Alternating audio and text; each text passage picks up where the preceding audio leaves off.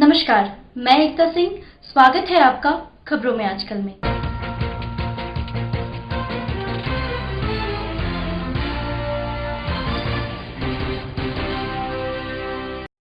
अब खबरें विस्तार से।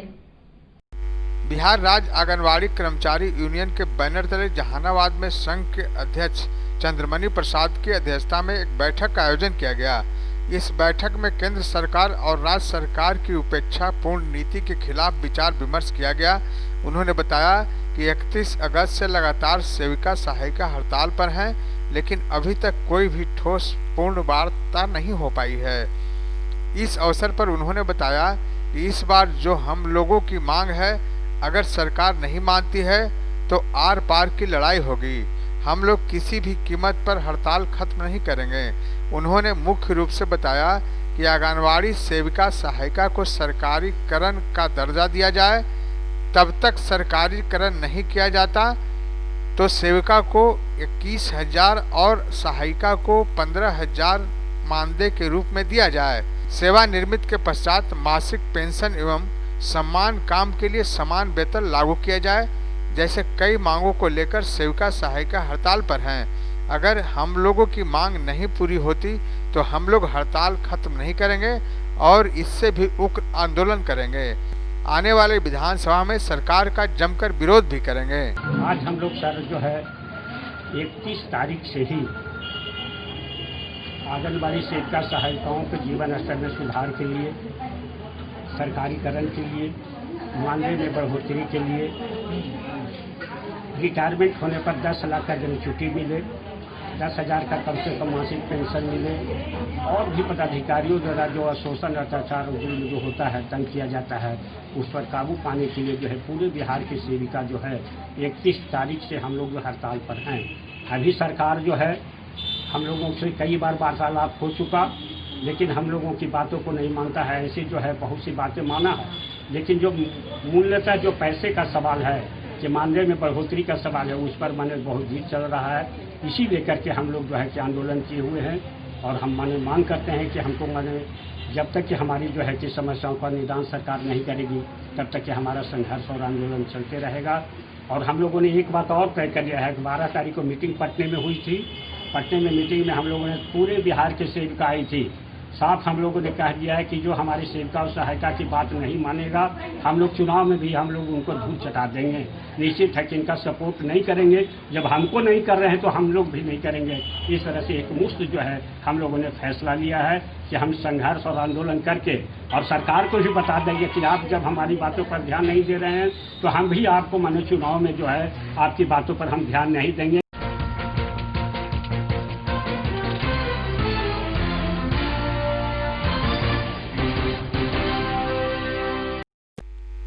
जहानाबाद सदर अस्पताल में civil surgeon doctor Vijay Kumar Sinha के द्वारा सघन दस्त नियंत्रण पखवाड़ा एवं राष्ट्रीय कृमि मुक्ति दिवस कार्यक्रम का उद्घाटन फीता काटकर किया गया। दोनों कार्यक्रम 16 सितंबर से 29 सितंबर तक आयोजित किया जाएगा।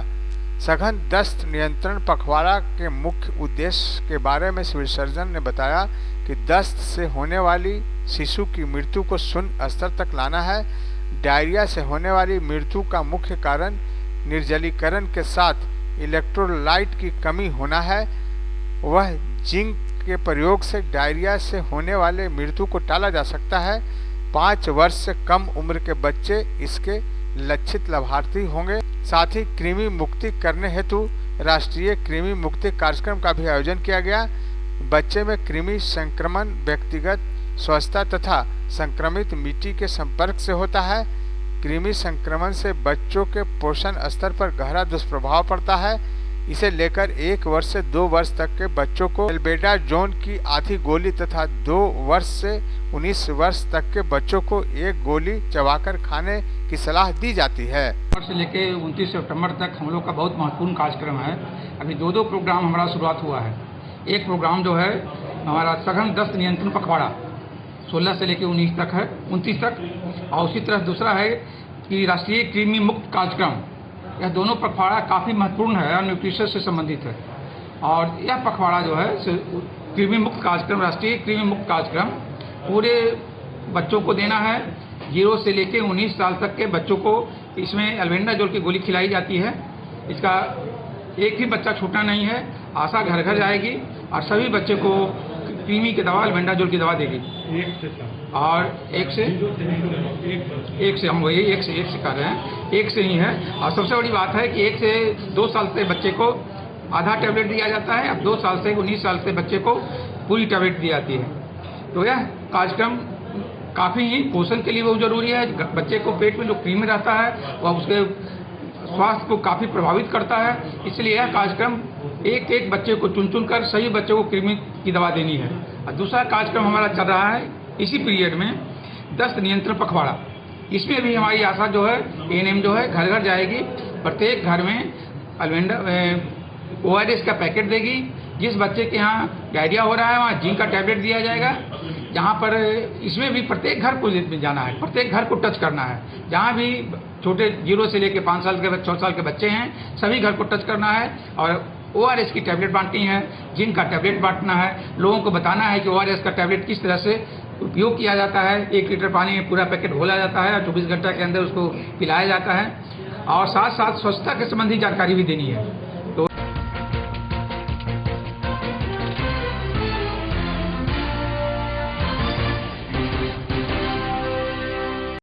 17 अक्टूबर से आरंभ होने वाले नवरात्रि व दुर्गा पूजा महोत्सव के मद्देनजर जहानाबाद दुर्गा पूजा समन्वय समिति की एक अहम बैठक समन्वय समिति के अध्यक्ष सह वार्ड पार्षद मुकेश भारद्वाज की अध्यक्षता में संपन्न हुई।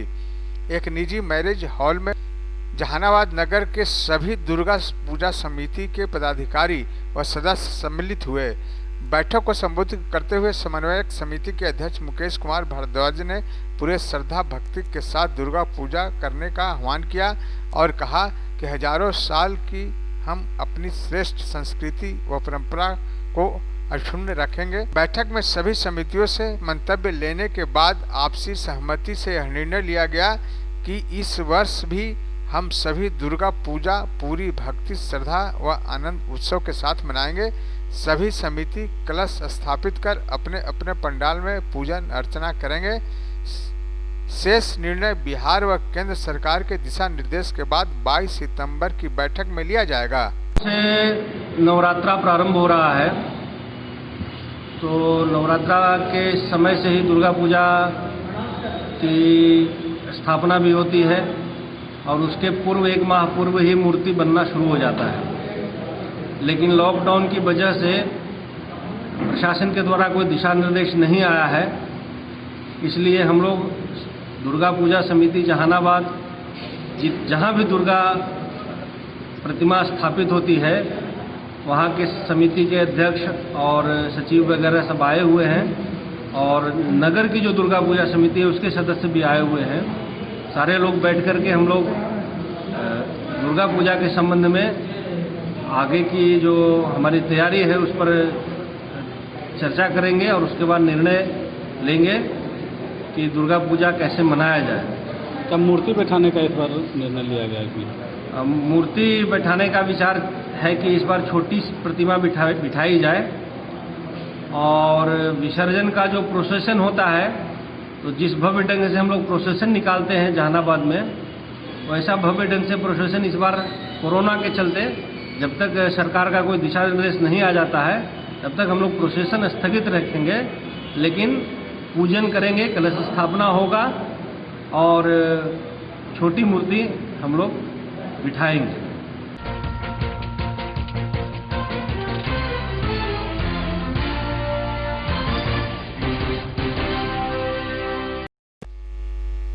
जहानाबाद नगर थाना क्षेत्र के कोड़ौना ओपी के समीप टेम्पो पलट जाने से एक ही परिवार के करीब आधा दर्जन लोग बुरी तरह जख्मी हो गए। सभी जख्मी का इलाज जहानाबाद सदर अस्पताल में कराया जा रहा है। आपको बताते चले कि कल्पा ओपी के धुरिया निवासी राजवल्लभ पासवान अपने लड़के का शादी करने के लिए धनरुआ थाना से चित्रौलिया गांव लड़की देखने गए थे। लड़की देखकर सभी लोग जब वापस अपने घर आ रहे थे तभी जैसे ही कोड़ौना ओपी के समीप पहुंची ही थी कि ऑटो चला रहे ड्राइवर को झपकी लगी।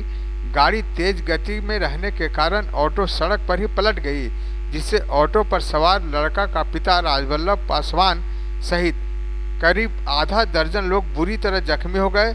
आसपास के लोग के सहयोग से सभी घायलों को सदर अस्पताल जहानाबाद में पहुंचाया गया, जहां पर सभी लोगों का इलाज चल रहा है।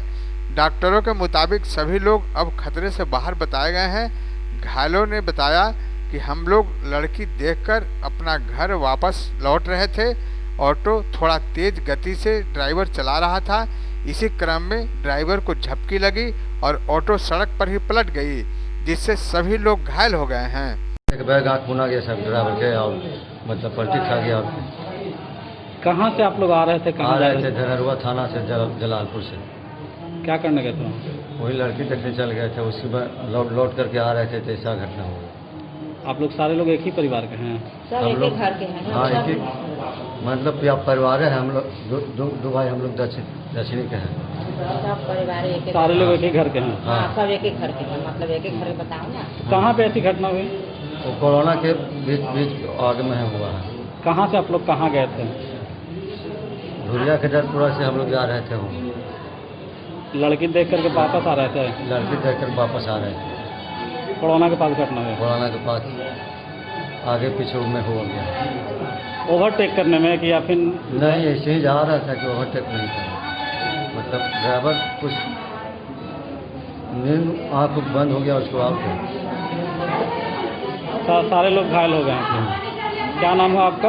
राम विनय पास। कहाँ घर है? दक्षिण।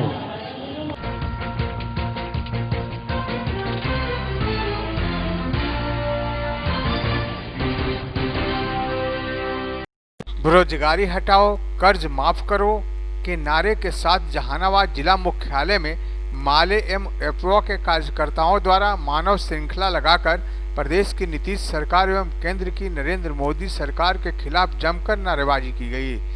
मानव श्रृंखला में खड़े महिला एवं पुरुष लोगों ने साफ तौर पर कहा कि एक तरफ जहां सरकार कोरोना को लेकर आम लोगों को सजग करने में लगी हुई है, वहीं बिहार में वर्चुअल रैली कर सत्ता को छीन लेने की साजिश चल रही है। माले नेताओं का कहना था कि सरकार 20 लाख करोड़ रुपए सरकार के खजाने से खाली कर अमीरों के बीच बांट दिया है। वहीं जो प्रवासी मजदूर अपने घर पैदल आए हैं, उनके समक्ष भुखमरी की समस्या खड़ी हो गई है। खाना पूर्ति के तौर पर 5 किलोग्राम अनाज एवं 1 किलोग्राम दाल देकर उन्हें ठगा जा रहा है। माले नेताओं ने मांग किया कि जो प्रवासी मजदूर भुखमरी के कगार पर हैं, उन्हें 10,000 रुपये प्रति महीना बेरोजगारी भत्ता दिया जाए। जो महिलाएं जीविका के माध्यम से कर्ज लेकर रखे हैं, उसे माफ किया जाए। साथ ही साथ महिलाओं पर हो रहे दमन पर अविलंब रोक लगाई जाए। यह मानव श्रृंखला जहानाबाद जिला मुख्यालय के पटना गया NH 83 पर काको मोड़ से लेकर नाका नंबर 1 तक लगाई गई, जिसमें भारी तादाद में महिलाएं एवं पुरुषों ने भाग लिया। कोरोना को अवसर बताने वाले मोदी जी ने देश के खजाने से 20 लाख करोड़ रुपया निकाल लिया, और इसके बाद हम लोग देख रहे हैं कि महिलाएं हमारी छोटी छोटी कर्ज ले ली है। स्वयं सहायता समूह से जुड़ी महिलाएं, जीविका से जुड़ी महिलाएं, और उन पर तगादा किया जा रहा है कि लोन आप जल्दी दीजिए।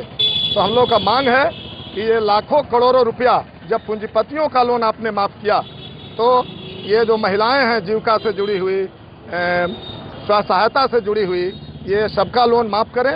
और जो प्रवासी मजदूर हैं, जिनको आपने कहा था कि बिहार में ही आपको काम दिया जाएगा, आप घर रहिए, तो उन तमाम प्रवासी मजदूरों और जितने भी बेरोजगार लोग हैं, उन सबको सरकार रोजगार दे, और नहीं तो 10,000 रुपया प्रति महीना बेरोजगारी भत्ता दे। ये कार्यक्रम जो है भाकपा माले एपवा और अखिल भारतीय खेत ग्रामीण मजदूर सभा के सौजन्य से लगाया गया है। कहाँ से कहाँ तक लगा? ये जहानाबाद में काको मोड़ से लेकर 1 नंबर चौकी तक रोड के दोनों तरफ मानव श्रृंखला लगा है।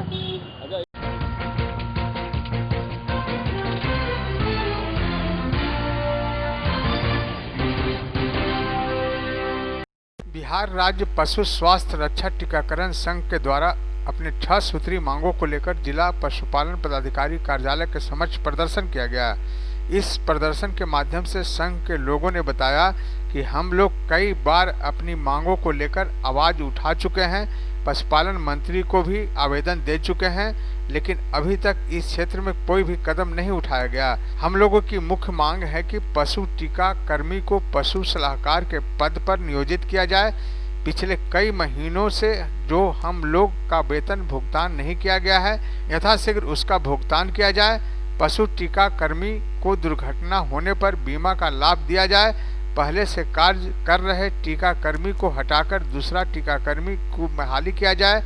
इन्हीं सब मांगों को लेकर प्रदर्शन किया गया। पशुपालन मंत्री मुर्दाबाद, मुर्दाबाद, मुर्दाबाद। टीका कर्मी पर अत्याचार बंद करो, बंद करो, बंद करो, बंद करो, नियोजित करो। पशु टीका कर्मी को पंचायत स्तर पर नियोजित करो, नियोजित करो, नियोजित करो। पशु टीका कर्मी जिंदाबाद, जिंदाबाद, जिंदाबाद। हम लोग 2011 से पशु टीका कर्मी का कार्य कर रहे हैं। हम लोग को परमानेंट अभी तक नहीं नियमित किया गया है। हम लोग इसके विषय में पशुपालन मंत्री को आवेदन भी दिया गया है, बाकी आज तक नियमित नहीं किया गया है। पशु सलाहकार के पद पर पंचायत स्तर पर पशुपालन मंत्री द्वारा आश्वासन दिया गया था, उसका अभी तक पूरा नहीं किया गया है, खाली आश्वासन दिया गया है। उसी के लिए हम लोग विरोध दिया है। अगर नहीं किया जाएगा तो आगामी विधानसभा चुनाव में इसका सरकार को जवाब दिया जाएगा। हम लोग टीकाकर्मी पूरे बिहार का देंगे। क्या मुख्य मांग है आप लोग का? मुख्य मांग को हम लोग का नियमित किया जाएगा पंचायत स्तर पर पशु सलाहकार के पद पर, पंचायत स्तर में। सौरभ कुमार, जिलाध्यक्ष जहानाबाद।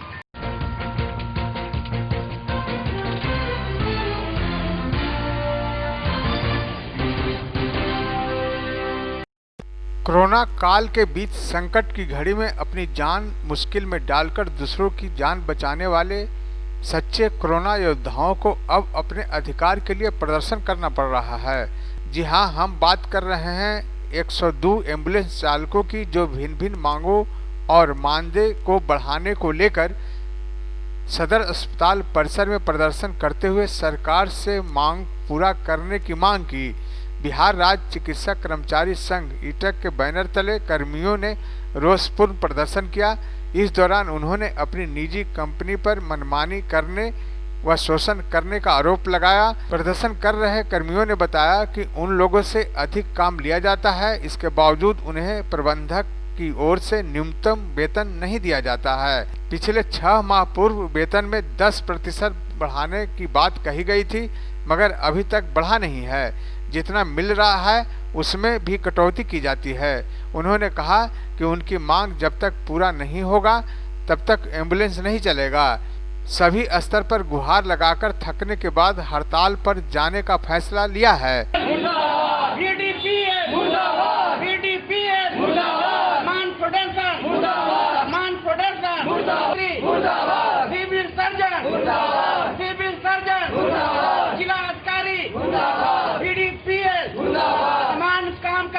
वेतन देना होगा, वेतन देना होगा, देना होगा, देना होगा। काम का समान वेतन देना होगा, देना होगा, देना होगा। सर, हम लोग के 20 दिसंबर में हम लोग का चर्चा चला था। पीडीपीएल और ईडी के साथ में वार्ता हुई थी शर्मा जिशन के पास, जिसमें 10% सालाना बढ़ाने के लिए बात हुई थी और 2000 रुपया बोला मेरा बढ़ेगा, कंपनी का बढ़ेगा तो हम 2000 रुपया पर हेड बढ़ाएंगे। वो नहीं बढ़ाया और 10% जो मेरा बढ़ा था, अगला साल बढ़ा था और ये मई महीने के बढ़ना था वो नहीं बढ़ा कर दिए, कटौती कर लिया गया है। और पर मंथ हम लोग का कुछ न कुछ वेतन में से कटौती किया जाता है। क्या मुख्य मांग है आप लोगों का? मुख्य मांग है हम लोग का जो 10% का बढ़ोतरी, 2000 रुपया पर हेड जो बढ़ना है वो देने के लिए। मांग नहीं पूरी होती है तो? मांग जब तक नहीं पूरी होती है हम लोग हड़ताल पर रहेंगे। क्या नाम है आपका? मेरा नाम ललन प्रसाद मंडल, जिलाध्यक्ष जहानाबाद। हमारे बिहार राज्य के तरफ से आज पूरा जहानाबाद हड़ताल में चला गया है। बिहार के साथ हमारी कंपनी और राष्ट्र स्वास्थ्य समिति के प्रबंधक ईडी महोदय से वार्ता हुआ था 6 महीना पहले कि जब आपका 10% दिया जाएगा, न इस पर अभी तक कंपनी सोच रहा है न यहाँ का सरकार सोच रहा है। अगर यही रीति रहा तो पूरा बिहार का चक्का जाम होगा। काम का दाम हम लेंगे, नहीं तो पूरा बिहार का चक्का जाम करेंगे।